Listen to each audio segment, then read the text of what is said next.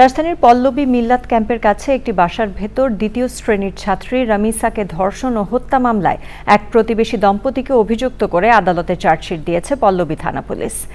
রানা ও স্বপ্না নামের ওই দম্পতির বিরুদ্ধে চার্জ গঠন করা হবে কিনা সে ব্যাপারে আগামী 1 জুন শুনানি করবেন ঢাকার শিশু সহিংসতা দমন ট্রাইব্যুনাল।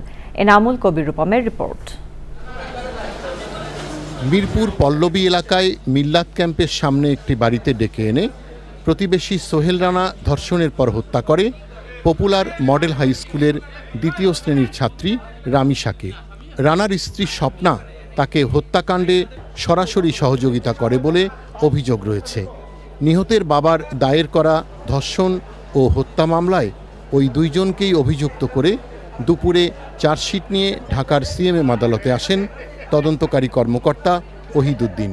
চার্জশিটে সংযুক্ত করা হয়েছে forensic report, crime analysis report ও ময়নাতদন্ত রিপোর্ট ছাড়াও ভিকটিম ও আসামির পরিধেয় কাপড়চোপড়। মোহাম্মদ সোহেল রানা এবং স্বপ্না আক্তার দুজনকেই আসামি করে এই চার্জশিট দাখিল করা হয় নারী শিশু নির্যাতন দমন আইনের 9(2) এবং 30 এই ধারা এবং দণ্ডবিধির 201 এবং 34 ধারায় এই অভিযোগপত্রটি দাখিল করা হয়েছে।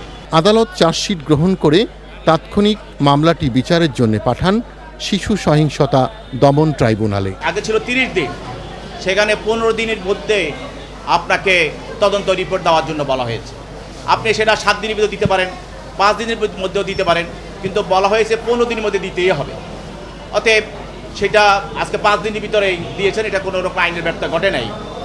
আরেকটি হলো ওই আইন সংশোধনে বলা আছে যে 90 কার্য দিবসের মধ্যে আপনাকে বিচার শেষ করতে হবে। যখনই বিচার কাজ শুরু হবে সেটা কনসুকেস ডে, অর্থাৎ প্রত্যেক দিন বিচারক উনি যদি চান প্রত্যেক দিন উনি বিচার কাজ চালিয়ে দিতে পারবেন।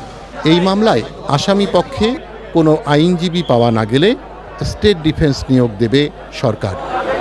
Enamul Kabir Rupam, channel I, Dhaka. ঈদ লাগছে মনে খুশির জোয়ার সবখানে, আরে ঈদ লাগছে মনে বিকাশ পেমেন্ট সবখানে।